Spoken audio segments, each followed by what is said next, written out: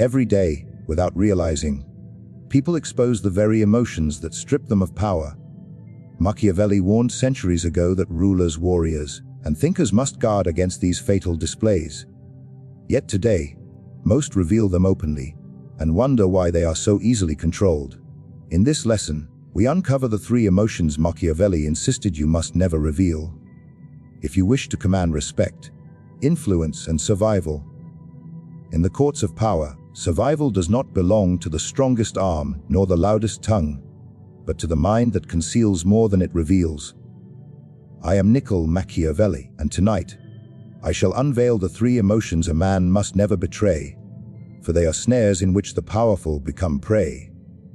Most men reveal them daily, and so most men remain weak. But you will learn otherwise. Fear, the oldest chain ever forged by mankind, and the most visible when carried. When a man reveals his fear, he announces not only that he is vulnerable, but that he has already surrendered. What is weakness, if not the confession of fear before the eyes of others? And yet, every day, people reveal it openly. In their words, their trembling voices, their hesitation, their restless eyes. They believe they are merely expressing emotion. In truth, they are handing over their sword and kneeling before the enemy, begging for mercy before the battle has even begun. Understand this power, whether in courts, in war, or in the smallest matters of daily life, depends upon perception. Men are governed not by truth, but by appearances. If you appear strong, they will treat you as strong. If you appear uncertain, they will treat you as prey. Thus, to reveal fear is to create weakness, even where none may have existed. I have watched men with armies behind them collapse, because their hands betrayed a tremor. I have seen fathers lose authority, because their children smelled the scent of doubt in their commands. Fear makes itself known before a word is spoken, and the world is ruthless in how it responds. The wolves of this world are always waiting. They circle the timid, the hesitant, the one whose eyes dart about as if seeking escape. Show your fear, and you call them to you. Conceal it, and you confuse them. A man may be quaking inside, but if his face remains stone and his voice remains steel, he robs his enemies of certainty. They hesitate, and hesitation is the crack through which victory enters. Consider the prince who governs a restless city. If he reveals fear of rebellion, the rebels are emboldened. They whisper among themselves, "He is afraid of us. He fears our numbers, our anger, our strength." And so they rise, believing the prince has already confessed defeat. But if that same prince, though trembling in secret, stands before his people with calm words, with a steady gaze, they doubt their own power. They question whether their cause is strong enough, whether their numbers are sufficient, whether their courage is enough to match his. This is the difference. Fear shown feeds the enemy, while fear hidden starves them. Think also of the courtier, the one who seeks position, influence, favor. If he reveals fear before his rivals, they will toy with him as a cat toys with a mouse. They will place him in impossible choices, demand he act against his own interests, force him to betray himself, all because he revealed that he could be broken. But the courtier who masks his fear appears untouchable. His rivals cannot measure him. They are uncertain where to press, where to cut. They retreat waiting, and in their hesitation, he finds his opportunity. Fear is not only a weakness when revealed, it is also an invitation. Imagine you walk into a room where a man trembles as he speaks. Without knowing anything else, you know you can dominate him. He has told you, without words, that he is prey. This is why Machiavelli teaches, conceal your fear. Even if it eats you alive within, never let it reach the eyes of others. For in human affairs, appearances often carry more weight than truth. Do not mistake me. I do not tell you to banish fear entirely. That is a fool's counsel. Fear is natural, and in small measure it preserves life. It warns of danger, it sharpens the senses, it urges caution. But fear revealed is fear multiplied. What could have remained private armor becomes public weakness. The wise man allows fear to sharpen his blade in secret, while presenting a mask of calm to the world. The unwise man lets fear spill into his movements, and so disarms himself before the battle begins. Think of the soldier. On the field of war, fear is inevitable. Arrows darken the sky, the clash of steel rings in the ears, death waits in every shadow. But the soldier who shows fear infects his brothers in arms. His trembling spreads like plague, until the entire line falters. Yet the soldier who masters his expression, who steadies his hands though his heart beats wildly, gives courage to those beside him. They see his calm, and they take it as strength. He may be afraid, but because he does not reveal it, he transforms fear into power. Even in the quiet chambers of life, this truth holds. A merchant negotiating with a buyer who shows fear of losing the deal will be driven to ruinous terms. A husband who shows fear of losing his wife becomes her servant, no longer her equal. A ruler who shows fear of losing authority loses it faster than the one who boldly grasps it, even in the face of threat. In all corners of existence, fear revealed becomes a weapon placed in the hands of others. And consider this: those who seek to control you look not for your strengths, but for your fears. Every tyrant, every manipulator, every deceiver asks one question before all others: what is he afraid of? Once they know, they own you. They can guide your choices, provoke your actions, and steer you wherever they wish. As surely as reins guide a horse, the one who hides his fears denies his enemies this map to his soul. The one who reveals them offers it freely, like a gift to the very men who wish to dominate him. So what must a man do? He must become an actor upon the stage of life. His true feelings may rage within, but his face must remain unmoved. His mind may whisper of danger, but his tongue must speak with confidence. He may dread the outcome of tomorrow, yet today he must appear certain, commanding, resolute. For the world judges not the heart but the mask, and he who wears his mask well bends the world to his advantage, even as fear gnaws silently at his bones. Love, or more precisely, attachment. Few chains bind a man more tightly than this one, and yet most wear it with pride, never realizing how much power they have surrendered. For to reveal attachment is to declare, "Here lies the string by which I may be controlled." Men believe that to show love is noble, that to wear affection openly is a mark of sincerity and virtue.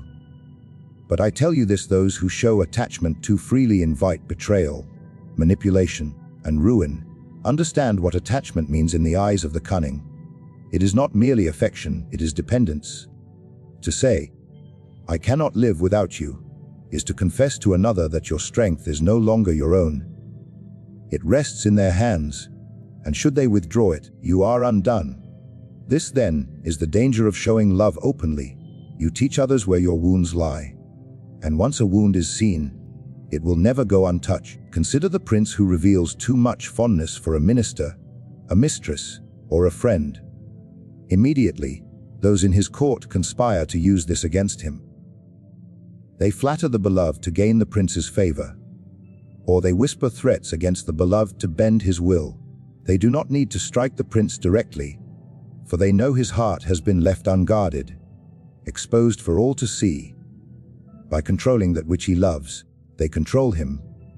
Think also of the rival who discovers your attachment. He does not need to defeat you in open contest. He needs only to endanger what you cherish.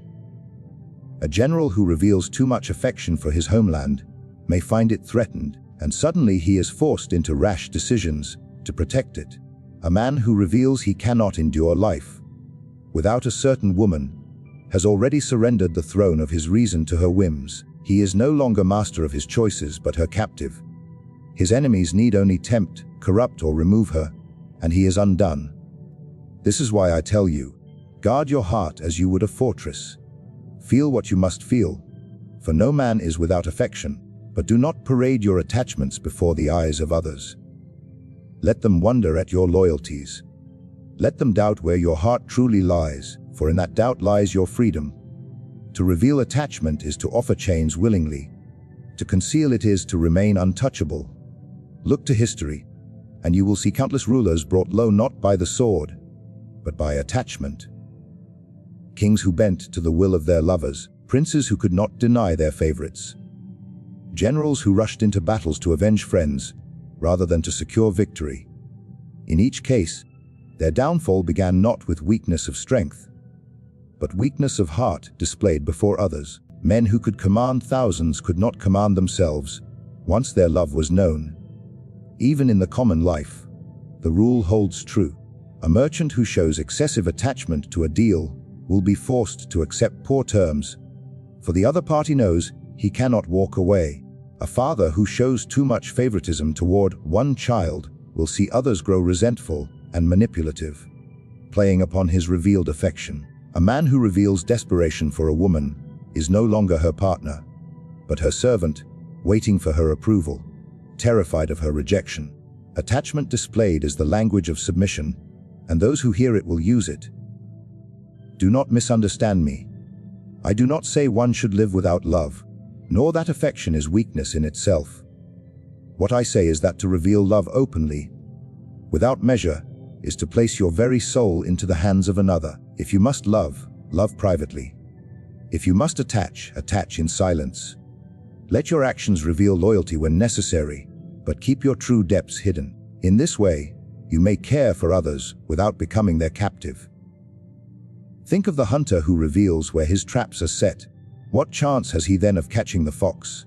The fox will avoid them, or worse, turn them against him. So too with love. To reveal where your heart is trapped is to invite others to step around it, or to spring it against you. Secrecy is not betrayal, it is preservation, for affection kept private remains strength, but affection displayed becomes weakness. Some will tell you that showing love openly wins loyalty, that attachment makes allies more faithful. These men are deceived. The loyalty won through revealed attachment is not loyalty to you, but loyalty to their control over you. They remain by your side not because they respect you, but because they know how easily they can bend you. The moment you fail to give them what they desire, they turn away, and you are left hollow, for you have already confessed your dependence upon them. Now imagine the opposite. A man who feels love, but reveals little. His rivals cannot be certain where his loyalties lie. His allies cannot be sure which bonds guide his heart. He is unpredictable, untouchable. They dare not test him, for they cannot know what strings will move him, or whether he may sever those strings altogether. Such a man, though he may feel deeply in secret, walks among others as one who cannot be bound. He possesses freedom, and in freedom, he possesses power. For this reason, the wise conceal attachment. They give affection sparingly in public, never fully displaying where their heart rests. Their silence confuses rivals and protects allies. Their secrecy makes them appear stronger, not weaker. And when they do act out of love, it appears not as weakness, but as choice, deliberate and controlled. This is the great distinction. To show love openly is to seem enslaved by it. To conceal it and reveal it only in rare moments is to seem master of it. Anger, the most dangerous of all emotions to reveal, for it exposes the truth that a man has lost dominion over himself. When a man grows furious, when his face reddens and his voice rises, he believes he is showing strength. He believes that his passion is proof of his courage, yet in truth, he has announced that reason has fled from his throne and that impulse now governs him. Anger revealed is a banner that says to every enemy, strike now, for he cannot think, he cannot wait, he cannot see. Understand this clearly. A man in the grip of anger is no different from a horse led by reins. Whoever provoked his wrath now controls him. They need not force him into traps. His fury will carry him there willingly. Anger makes men predictable. They shout when silence would serve them. They strike when patience would deliver victory. They chase when retreat would preserve their strength. In their blind need to answer insult with immediate retaliation, they reveal every move they intend to make. To show anger, therefore, is to hand your enemy a map of your next action. Consider the ruler who reveals anger before his court. His rivals learn his weakness instantly. They whisper to one another, touch this nerve, and the prince will lose all control. From that day forward, they need not outwit him, they need only enrage him. By striking his pride, by insulting his honor, they draw him into errors of his own making. He believes he is defending his dignity, but in truth, he is dancing to their tune, a puppet whose strings are pulled by provocation.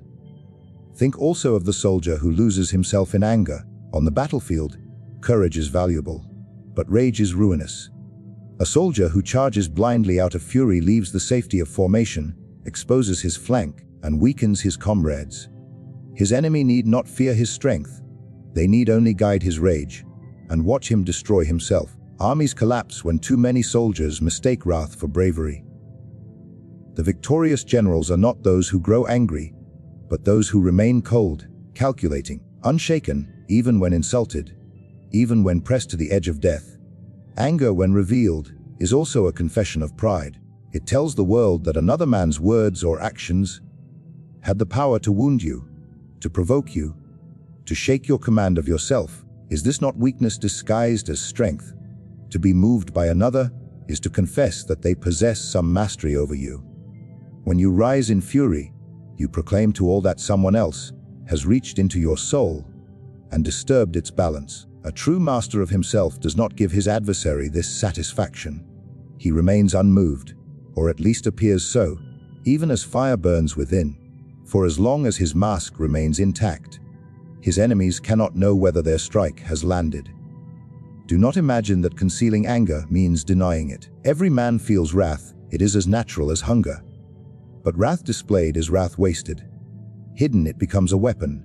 Revealed, it becomes a weakness. Consider the man who hides his anger. His rival believes his insult went unanswered. He grows careless, believing his enemy too timid to respond. Then, when the moment is right, when the field is his to command, the concealed anger is unleashed, not as blind fury, but as deliberate, calculated strike. This is not anger anymore, but strategy disguised in silence. The enemy never sees it coming, for they mistook restraint for submission. Even in the smallest matters, this rule proves itself. A merchant who shows anger at the bargaining table is lost, for the other side sees his desperation and presses harder. A husband who erupts in rage at his wife confesses to her that she can move him at will. A man who quarrels with his neighbor in public lowers himself before the crowd, showing that he can be provoked like a dog teased by children. These men believe they are commanding respect by displaying their temper. In truth, they are confessing their weakness to all who witness it. Ask yourself, what man is feared more? The one who shouts at every insult, or the one who smiles in silence, whose eyes reveal nothing, whose anger is invisible? The first may win a brief moment of attention, but he is quickly dismissed, for his rage is predictable. The second inspires unease, for none can know what lies behind his calm mask. Is he planning revenge? Is he indifferent? Is he biding his time? Uncertainty is a sharper weapon than any shouted threat. Men fear most what they cannot see, not what they hear loudly proclaimed. I tell you this, the man who governs himself governs others. He who cannot master his anger cannot master anything. To reveal wrath is to reveal lack of mastery, to confess that your emotions sit on the throne of your reason. But to restrain wrath, to channel it, to hide it behind a veil of calm, this is to wield true power. For in this concealment, you rob your enemies of their hold upon you. They may strike your pride, but if you do not reveal pain, they wonder if they have failed. They may provoke you, but if you do not reveal rage, they cannot know whether you are wounded or waiting to strike. And think of how anger blinds. When fury takes hold, vision narrows, ears close, thought vanishes. The man consumed by rage becomes a beast, driven by instinct rather than judgment. Beasts may terrify for a moment, but men who remain rational will always conquer them. To show anger is to descend from man to animal before the eyes of others. To conceal anger is to remain above them, observing with clarity, deciding with cold precision when and where to act. The wise man learns to use anger as a mask, not a mirror. He may feign it to frighten others, to create an illusion of passion that serves his goals, but he never reveals it when it is real, for that would strip him bare. Let your enemies see rage only when you decide they must, and only as part of a design that serves you. Otherwise, remain still, remain silent, and let them wonder if their arrows have touched you at all. And so, you have seen the three faces a man must never reveal if he wishes to remain master of himself and of others. Fear, the confession of weakness that invites the wolf. Attachment, the chain you place in another's hand. Anger, the leash by which your enemies lead you into ruin. Most men display these every day, proudly, foolishly, believing they are honest, believing they are strong, but honesty without caution is surrender, and strength displayed without control is nothing, but fragility exposed to the world. The wise man conceals. He feels fear, but does not show it. He loves, but does not parade it. He burns with anger, but reveals only silence and waits. In concealment lies freedom, in restraint lies command. The world is not ruled by those who reveal their hearts openly, but by those who guard them closely, revealing only what serves their purpose. Remember this always: power belongs, not to the man who speaks first, nor to the one who shouts loudest, nor to the one who bears his emotions for all to see. Power belongs to the one whose mask never slips, whose heart remains hidden, whose enemies can never read what storms may rage within. For the man who governs himself first is the only one fit to govern others.